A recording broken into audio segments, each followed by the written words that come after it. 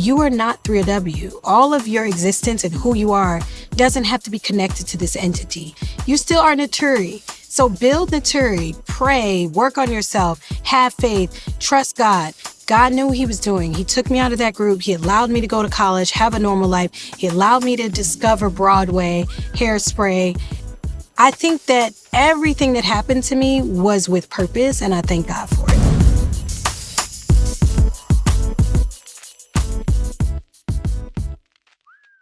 Hey everybody, this is Samantha Chatman with Mama, I Made It. We're so excited to be here, and we have a special guest, season 2 of Mama, I Made It. We're so excited about this guest. So, first of all, I'm already fanning out because I used to listen to her growing up. She was a child, a teen pop star, an actress, a singer, just an incredible woman. One of my absolute favorite TV shows of all time, and I'm sure many of yours as well. Naturi Naughton-Lewis, making sure I add the Lewis to it because she is a married, and you've been married for some time, but we got to make sure that we emphasize that. We're just so happy to have you here. I'm excited to be here. Thank you for having me, and thank you for that amazing introduction. Girl, I want to break out in song, but I'm like, let's not. Right. It's all good. First of all, 3LW, I just take myself back to my young preteen era. I know, me too. Me and my girlfriends, we were in the living room singing the song, doing the dances. Such good times. I mean, it's just,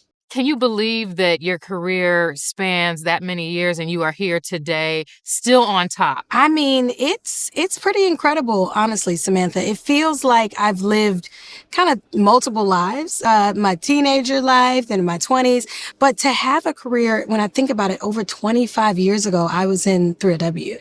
And I did not realize, even now, people still are so impacted by what we were able to do as a pop girl group. Just being able to be a part of, that era is very special.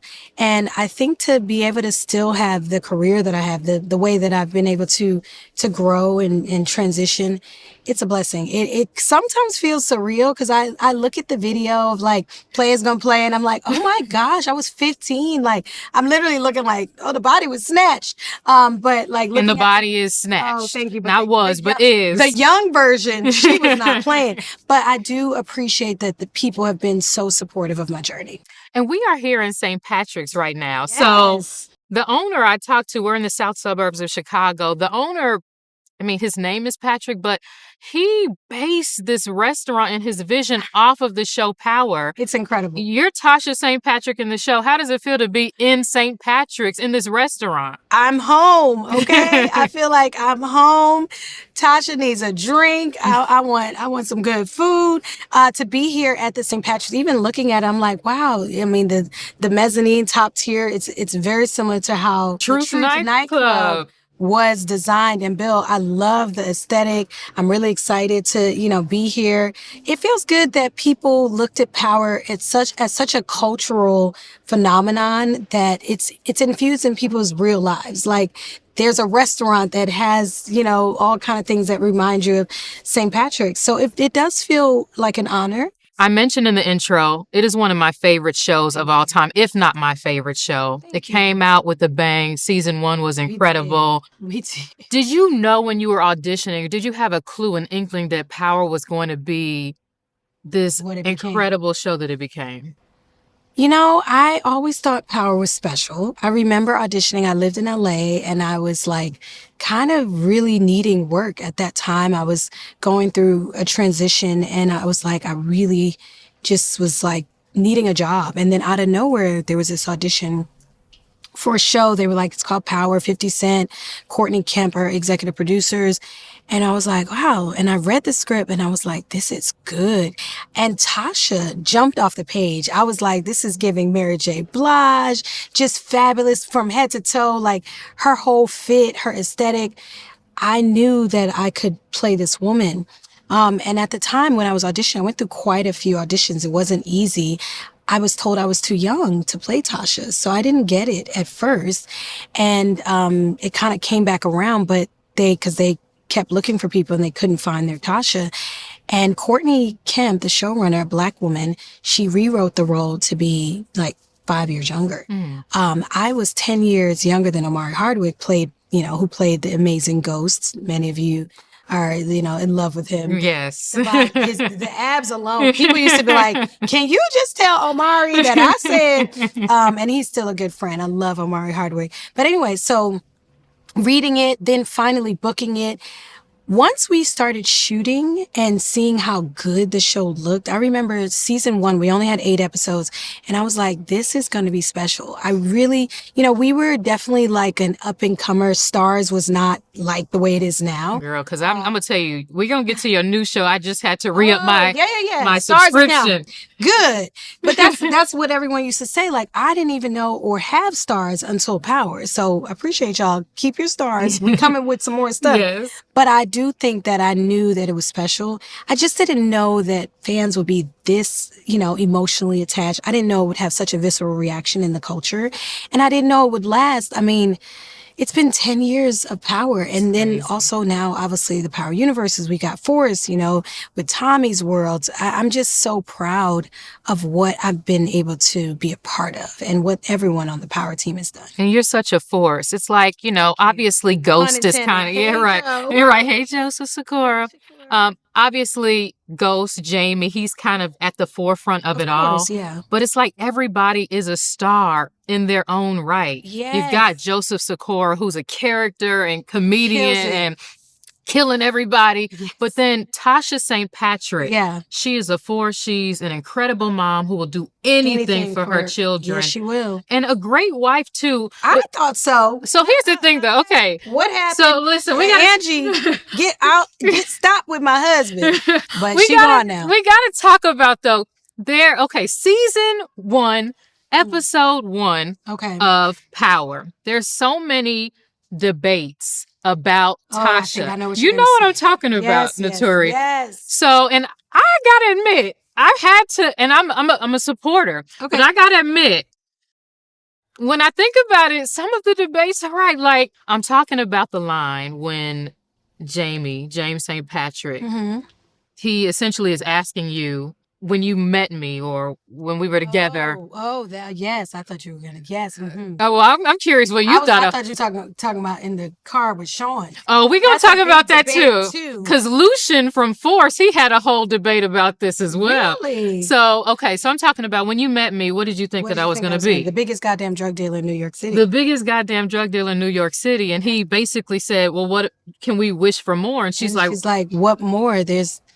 What do you mean? Like, that we have everything and this is enough for me. Many of the viewers feel like from that moment on, people mad at me. They felt like that wasn't a supportive wife, and hence why Angela was trying to bring him out of that, and he would hook up with Angie. So what is your take on that? Was Tasha a good wife in that moment? Yeah, I think that I actually talked to Courtney and the writers during that time, because I was like, why doesn't Tasha want him to do the nightclub, and why doesn't she want?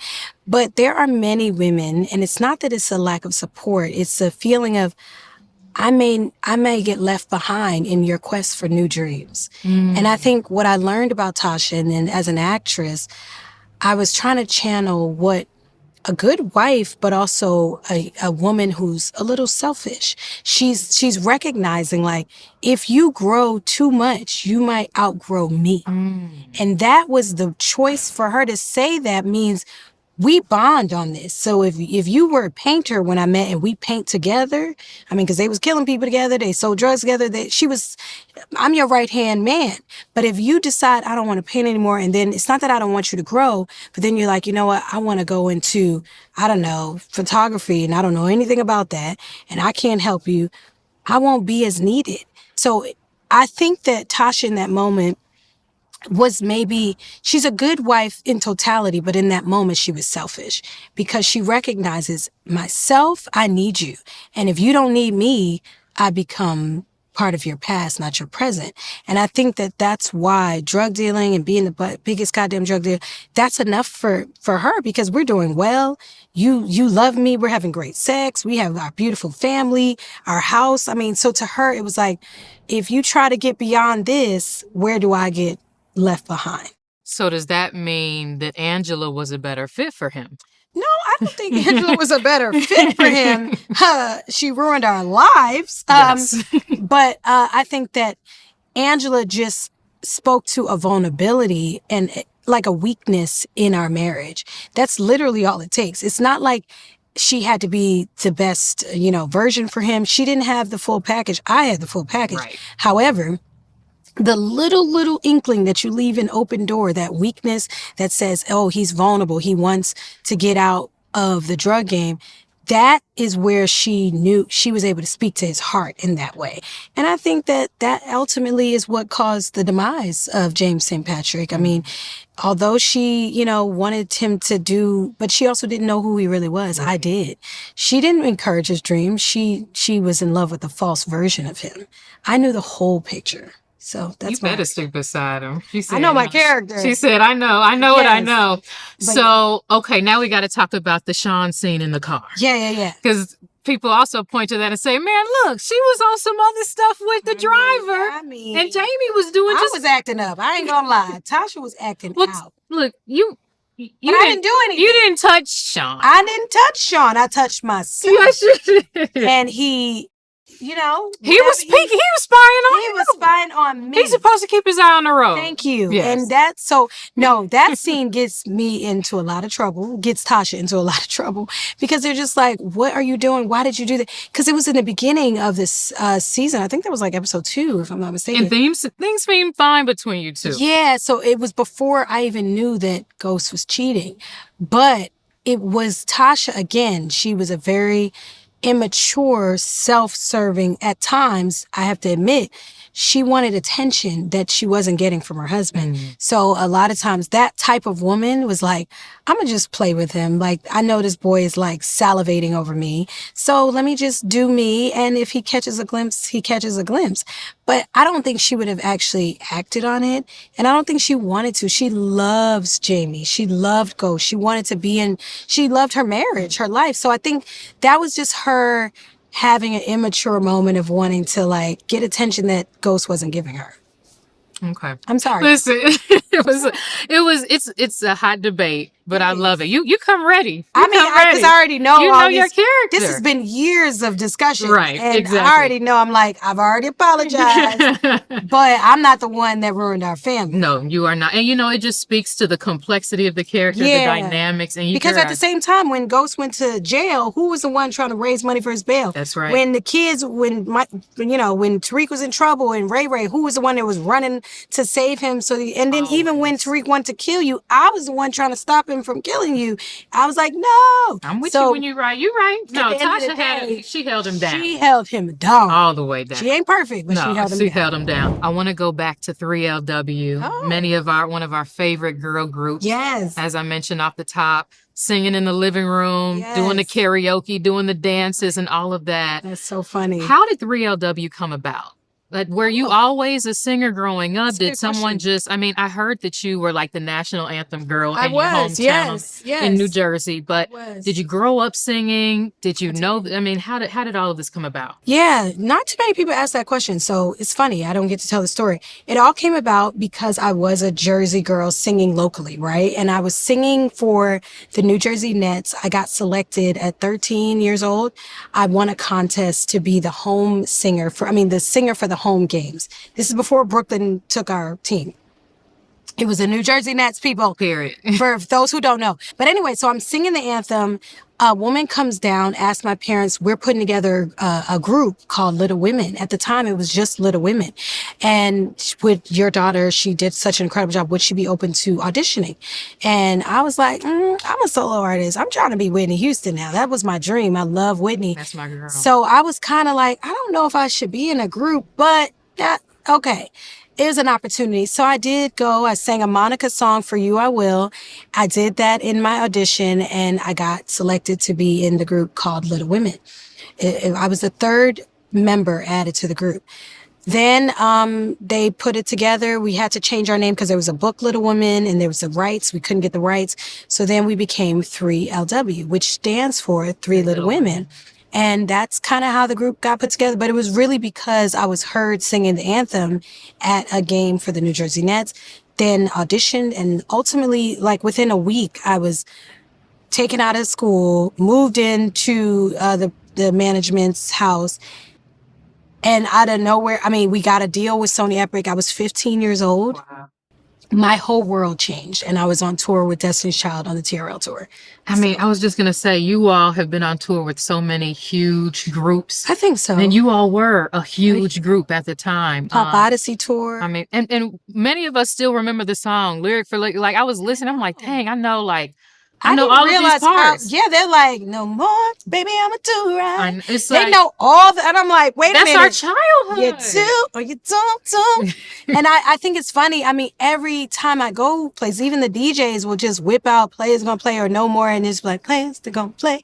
And I'm like, okay, so apparently we were really impactful at the time. And I don't think as a teenager, I realized that. I'm gonna be honest. I didn't know what we were doing. I just was like in the fray of it. And you know, a lot of times when you're working, you're just doing the work and you don't know how much people, even with Tasha, I was shooting power in a vortex, not realizing that it was so powerful, pun intended. So I think that 3LW to this day still feels like a really cool thing that I'm glad I got to be a part of. Despite how tumultuous the breakup was, I think I grew a lot and I earned a lot of strength from that situation. How hard was it going through that breakup as a teenage girl? You're already going through so much as a teen. Yeah. And then there's this breakup. It's public. It's nasty. And you're the person out. Yeah. And just as a teenager in the spotlight, how hard of a time was that for you and your teens? Oh my gosh. Yeah, that was really hard. I'm not going to lie.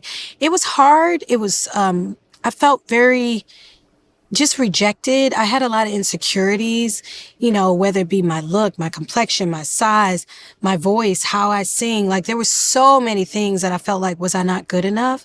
And I think that took me years to recover from people, which is why I actually I wanted nothing to do with the business. I was like, okay, you know what? I'm done with y'all crazy people.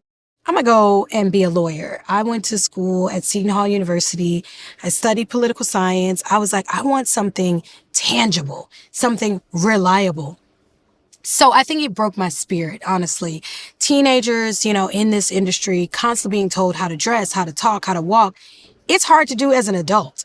But as a teen, it was such a formative years for me that it was hard. So it broke my spirit. It made me feel inadequate. And then I had to rebuild. So going back home to East Orange, New Jersey, my parents, thank God for my mother and my father, who, you know, really were the foundation of my strength and my confidence. They were like, you are not 3W. All of your existence and who you are doesn't have to be connected to this entity. You still are Naturi. So build Naturi, pray, work on yourself, have faith, trust God. God knew what he was doing. He took me out of that group. He allowed me to go to college, have a normal life. He allowed me to discover Broadway, Hairspray. I think that everything that happened to me was with purpose, and I thank God for it. And I want to talk to you about the impact that you had on girls, especially little brown girls out there. I just interviewed Kelly Rowland a couple of months ago, who is fantastic. She was an inspiration for me too. One of the most beautiful people inside and out. And beautiful. So many brown girls out there dancing along with you and seeing you as a brown girl and seeing you be so triumphant after all of that mess. How important is it for you to be a representation for all Black women, but especially those brown girls out there who, you know, colorism is still a real thing? I'll say that I didn't realize that I was representing that way until I started to, you know, hear from other fans and be like, you know, I used to play you when I was in 3W because you were the chocolate one, or you represent for us, girl. And I was like, oh, wow, okay. But I think, you know, realizing that there is still, even as an actress, still colorism, still issues when you're either too dark or too Black or too this. I'm like, whoa. So I have to make sure that I'm intentional by showing our beauty, by showing all the melanin. Like now it's like Black Girls Rock, melanin popping, hashtag this. But at the time in 3W, that was not what was popping. The video girls always had to be light skinned. The girls who were the lead in the video were all like curly hair.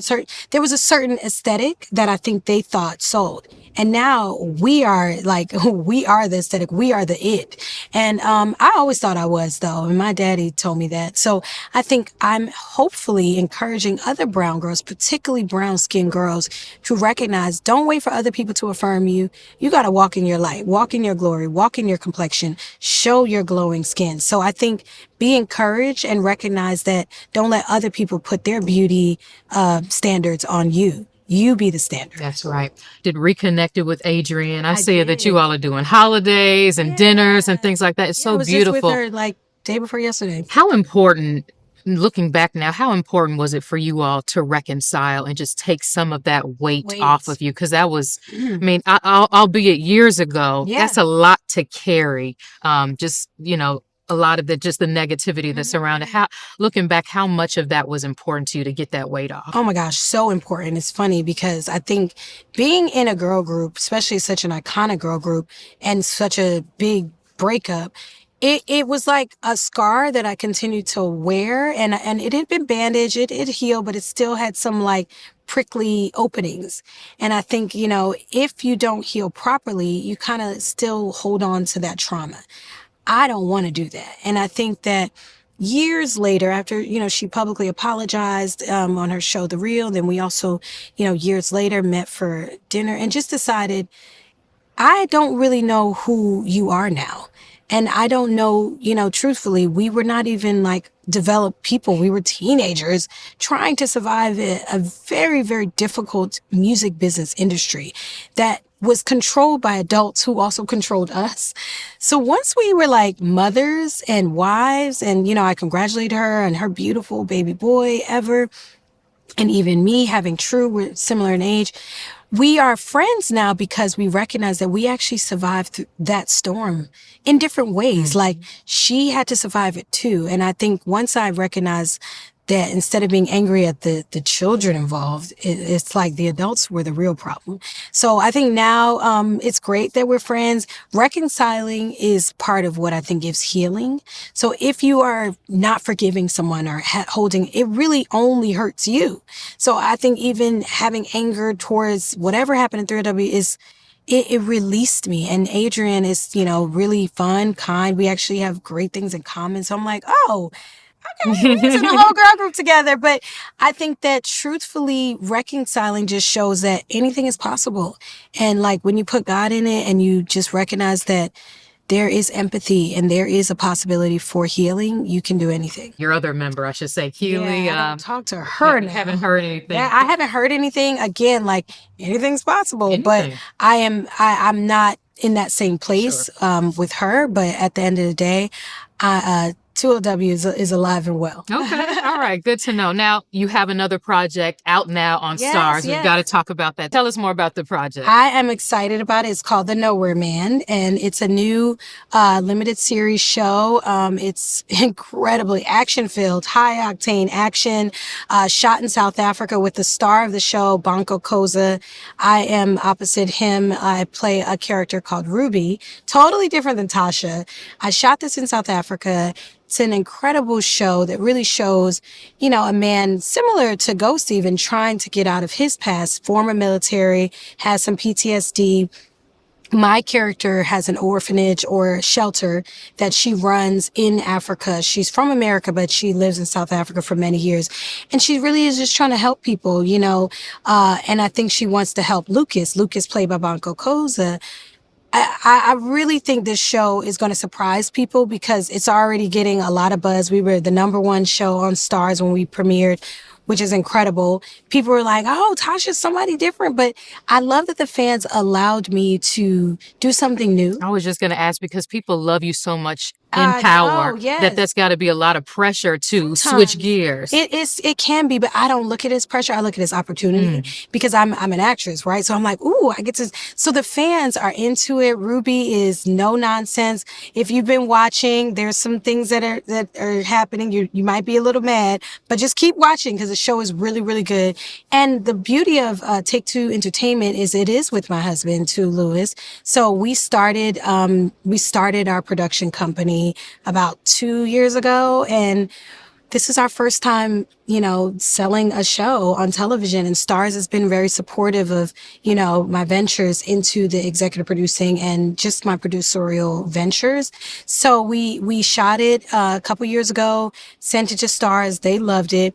And I have to shout out actually Lorenz and all the Tate brothers, actually, Chicago, what up? LeVron, Lamar, all of them were integral because they invited me to showcase the film that Tu and I did that I directed called 333. Being here in Chicago led to a panel discussion with me and my husband about family business. That panel discussion happened to be seen by an exec at Starz. The acquisition exec who was at that Excel Film Festival was like, what do you guys have coming up? And then my husband got to talking with her. So shout out to the Tate brothers and just giving me the opportunity to shine as a director, as a filmmaker, which led to a conversation about The Nowhere Man. And the next thing you know, it gets on Starz. That's incredible. It's all connected and related. We are business. all, and you have to be good to people and also just give people a platform, to talk about what they're doing. And that's what the Tate brothers did. And, working with Lorenz on Power was unbelievable. I was like, it's a dream come true. I watched Love Jones my whole life. I was obsessed. And now I'm like, ooh, I just want my Darius Love on. But I think that's what you have to do, especially as Black people, support each other, lift each other up. And here I am now, sold a show to Starz. So it's pretty cool. When we talk about your production company with your husband, I think that it's so beautiful. The partnership. Thank you. What you all have created as a family. Yeah. How do you balance? Because you, correct me if I'm wrong, you shot the film or the TV show, I should say. You shot the TV show not long after giving birth. Yes, I was like a few months postpartum. So you're a mom. You're working, you're a wife, you have this production company, it's a family business. Talk to me about how you are able to juggle all of this because you are on top of your game and doing all of this, looking amazing. Thank you. How do you do it all? Ooh, girl, it's work. To answer your question, I have a supportive husband. That's part of how you do it all. So Take Two Entertainment, our production company, it really is the two of us as a team. So I think when you have a great teammate, you can do anything, right? So that's one. We also have 2 children. I have my daughter who's 8, our son who's 2. And having a 2-year-old while trying to run Take Two Entertainment is a lot. So I will say it has its challenges. As a working mother, I think even as an actress, when I was on set juggling, I went to Africa. I didn't take my son because I just had my baby and he was too small. So The Nowhere Man, I definitely had just come out of, having a baby. But I definitely feel like I have a great village, my family and my mother even now is home watching the kids. We have, extended family who supports my husband. I think that it really does take a village. I will say that. And then you have to also prioritize. I am one of those people, I love the business and my career, but it doesn't come before my family. Right. So no matter what it is, I'm like, okay, but does Zuri have what she needs for school? Is True good? I'm always thinking, or am I being a good wife? Do I need to cook for my husband? Whatever that is, I'm always thinking I can't be successful if I'm not successful at home. So I think some people think, I need to be in business. I got to make money. I think money will come if you take care of home. If you make sure that your house is in order and your family is happy, before you know it, people will see that. And then before you know it, you'll be blessed. So I just am a strong believer and a faithful person that take care of home and family, and God will bless you. I love that. You hear sometimes with women in dating. Yes. I know a lot of my friends are out in these dating streets. Girl. It's not far. You in the dating streets? Oh, okay. Wait a minute. So she might be okay.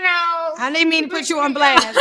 You better answer. We gonna plead the fifth for right now. Whoever is watching. But I definitely, marriage, I'm claiming it on the horizon, and family and all of that. I want all of those things. So it's in the works. I'll say that it's in the works. Okay. So we've heard of women having 3-month rules, 6-month rules. What I want to talk about is your husband had a 1-year rule. Girl, I ain't never heard nothing like that.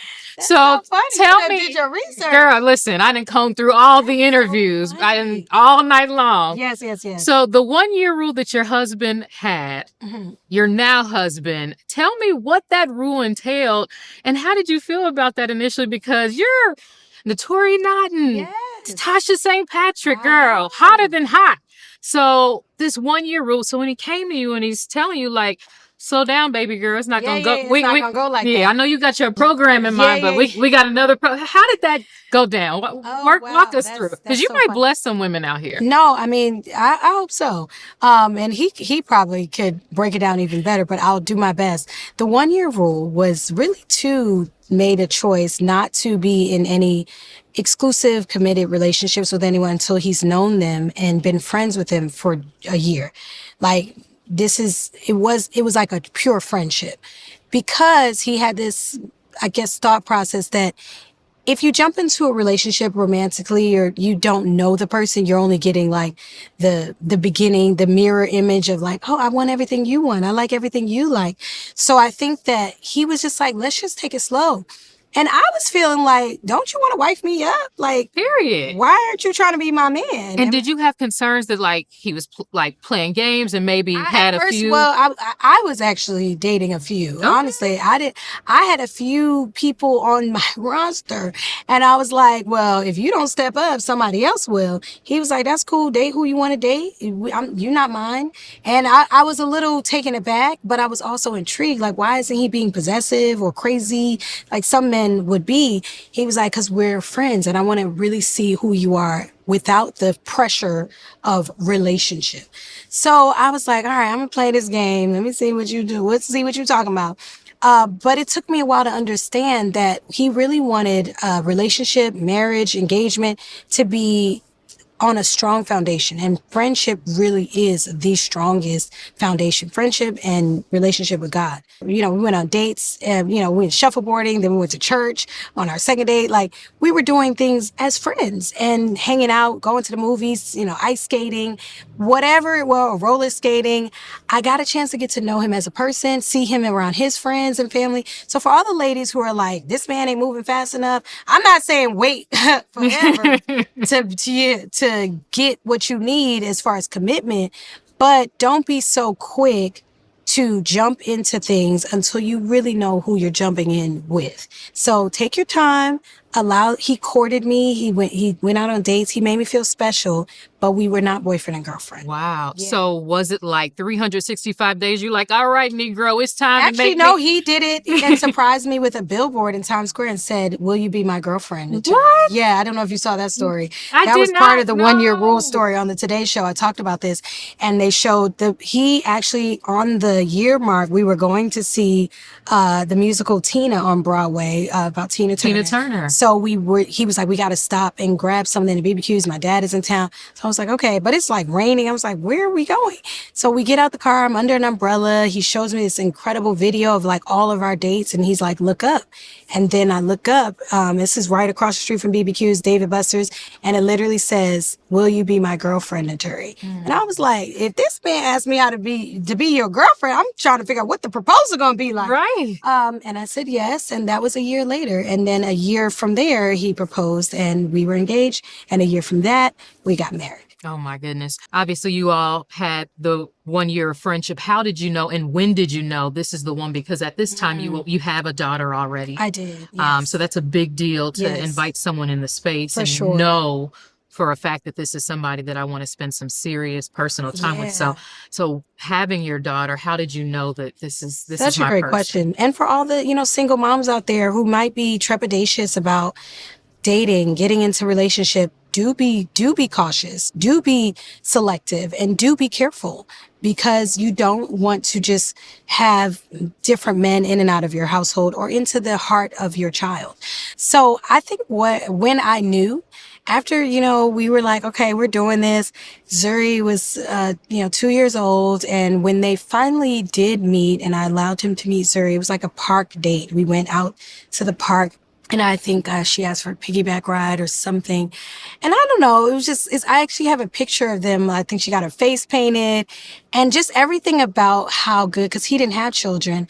And I always felt like maybe I would feel like undesirable by a man because I was a little nervous. Like, I come with baggage, right? You got to, baby daddy. Like, I just always was insecure a little bit about how that would look because that wasn't my dream.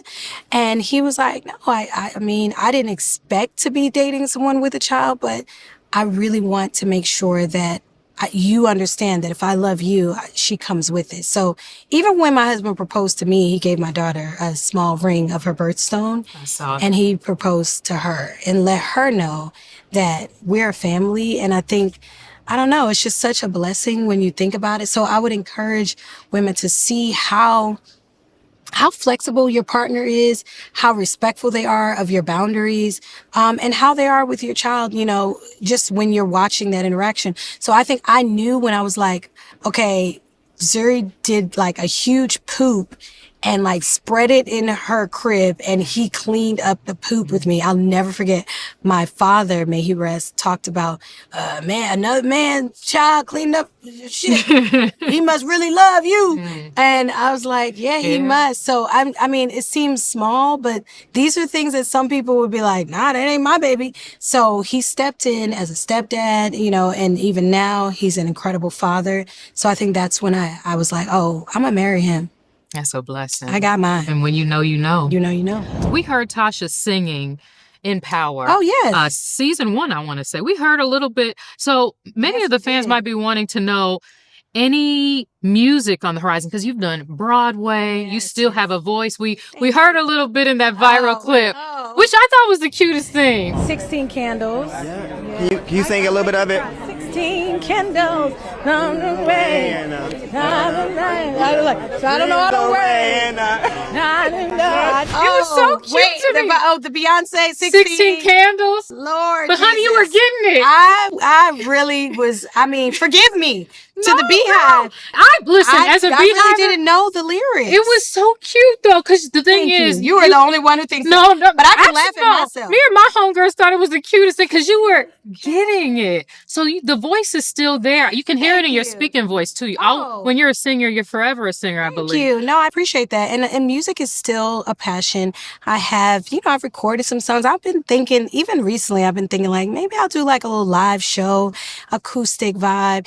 Maybe I'll put out a couple songs that I have so many songs just sitting in the vault, if you will. So just be patient with me, y'all.